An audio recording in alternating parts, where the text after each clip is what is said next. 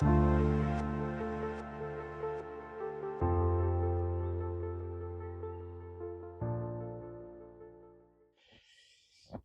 tout le monde, je me retrouve aujourd'hui, ce matin, en plein milieu de la rivière Richelieu.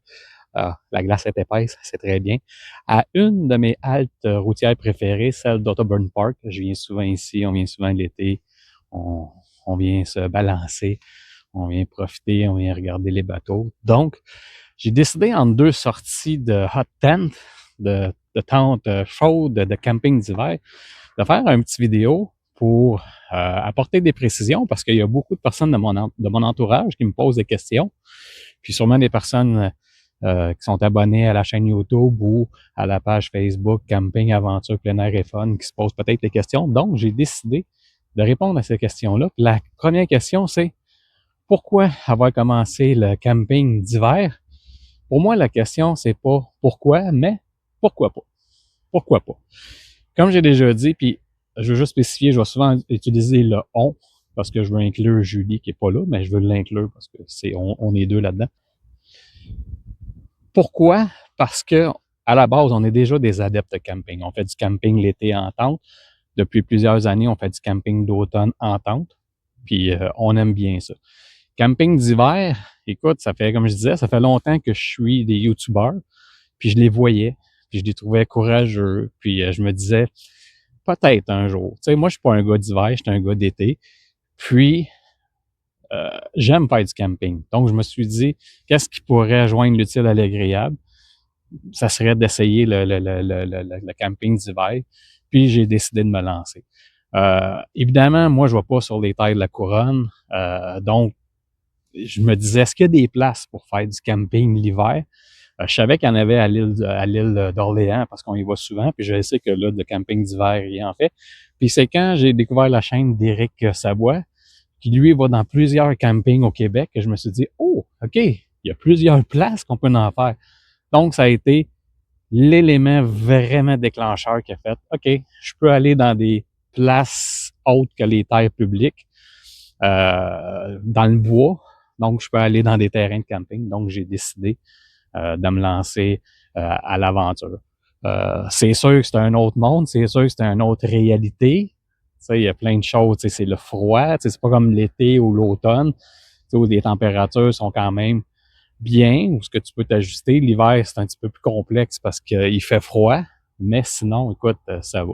Donc, c'est un peu pour ça que j'ai décidé de me lancer qu'on a décidé de se lancer dans le camping d'hiver, voyant qu'il y avait des options dans différents campings, qu'on pouvait aller dans différents campings à travers le Québec, puis continuer notre passion avec en étant accommodé, de poêle à bois puis tout ça. Donc, c'est vraiment ça qui a fait en sorte que on a décidé de commencer l'aventure du camping d'hiver. C'est en réalisant qu'il y avait plusieurs places pour euh, faire cette activité-là.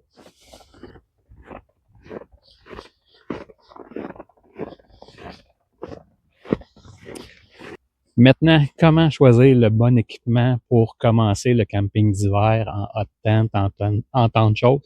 Ben, c'est pas compliqué.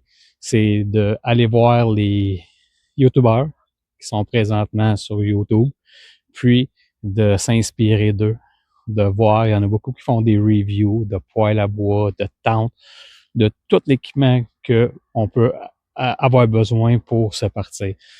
Puis cette fois-là, je l'ai fait parce que la première fois, quand j'avais décidé il y a quelques années de m'équiper pour le camping traditionnel, camping d'été, camping d'automne, j'avais pas été voir les YouTubers.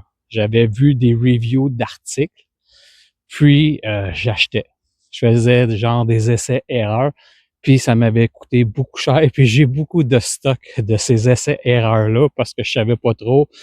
Je recevais, mettons, un matelas gonflable, je l'aimais pas, c'était trop mince, c'était trop petit, puis beaucoup de choses. Fait que ça a fait en sorte que au bout de quelques mois, on s'est retrouvé avec tellement de choses jusqu'à temps qu'on arrive vraiment aux items qu'on voulait vraiment.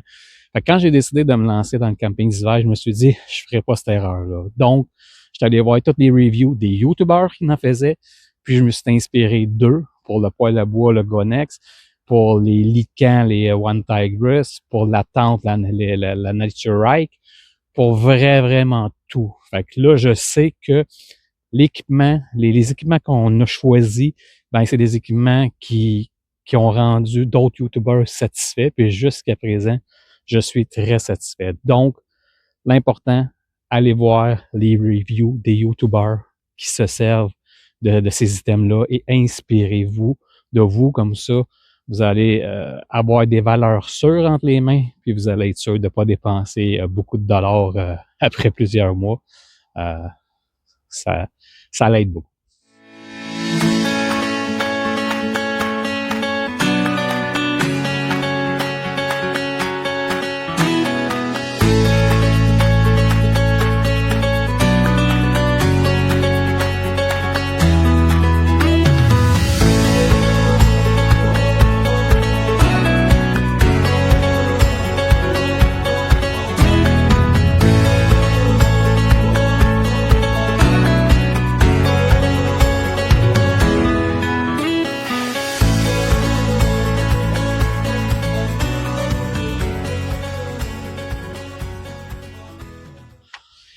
Camping d'hiver. Autre question qui m'a été posée, est-ce que vous allez seulement utiliser la tente ou vous allez essayer d'autres styles? Pour l'instant, on va se contenter de la tente. C'est déjà beaucoup. Déjà, de faire du camping d'hiver en hot tent, c'est quelque chose. C'est quelque chose de spécial. Donc, pour l'instant, on va se contenter juste de ça. Moi, je vois plein de YouTubers aller dans des plus petites tentes, se faire des abris avec une bâche, hamac. Pour l'hiver, pour commencer, pour la première saison, on va se contenter seulement que de tente. Puis, mais je suis pas fermé à l'idée d'essayer d'autres styles, mais ça sera pas pour cette année. Puis, peut-être dans les prochaines années. Ça, c'est un style que moi, je vais tenter personnellement parce que Julie, ça l'intéresse pas. Donc, mais ça sera pas pour cette année. Donc, on se contente de la tente. On est bien. Petit poêle à bois, entouré. C'est bien. Pour ce qui est de notre terrain de jeu, ben pour cette année, vu qu'on commence, c'est la première hiver qu'on tente l'expérience. On va se contenter des campings où on peut faire du camping d'hiver, évidemment. C'est sûr que moi, éventuellement, dans les prochaines années, j'aimerais beaucoup essayer dans des EC, autant été que automne. Et j'aimerais éventuellement, si je suis capable, parce que je trouve ça difficile d'essayer de trouver les terres publiques, mais j'aimerais ça, camping d'hiver, essayer sur les terres publiques. Ça, c'est un de mes objectifs pour les prochaines années. Je vais essayer dans les prochains mois de me familiariser avec le système pour essayer de trouver des terres publiques. Mais pour l'instant, on va se contenter de terrains de jeu, des campings normaux pour l'hiver. Les pour et les contre du camping d'hiver. Les pour, ben écoute, on aime déjà à la base le camping. Camping d'été, camping d'automne. C'est juste une suite logique.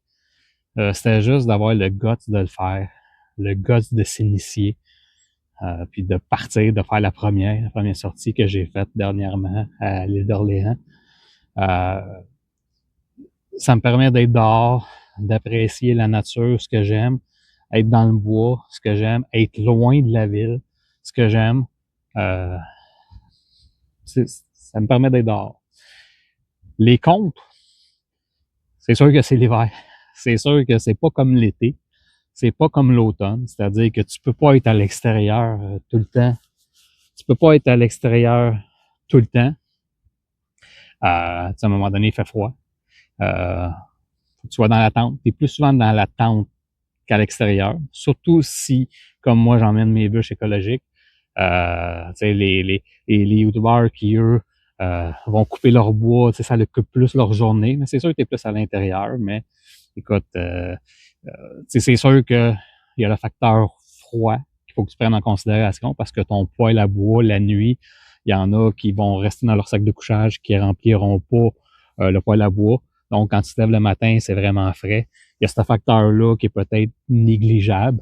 Mais sinon, écoute, à part puis tu sais, il y a aussi la durée du jour. La durée du jour, on s'entend que l'hiver, il fait noir de bonne heure, fait que ça aussi, ça peut être un impact. Mais écoute, si tu t'occupes, tu peux emmener des jeux de société, si tu t'occupes, euh, tu écoutes des films, tu écoutes de la musique, ça peut se passer. Fait qu'il y a pas grand inconvénient. Mais, jusqu'à présent, j'adore, j'ai adoré mon expérience. Puis là, j'attends la prochaine avec impatience. J'attends que la température se stabilise un peu. C'est plus la fin de semaine qu'on peut en faire. Donc, on attend que la température se stabilise. Puis, j'ai hâte que Julie commence, qu'elle vive sa première expérience. Fait que voilà. Fait que j'espère que ça a répondu aux questions de mes amis. J'espère que ça a répondu à vos questions. Si vous avez aimé, ben, likez. Vous pouvez toujours aller voir la page Facebook Camping Aventure Plein Air et Fun. Puis sur ça, ben, à la prochaine. Bye bye.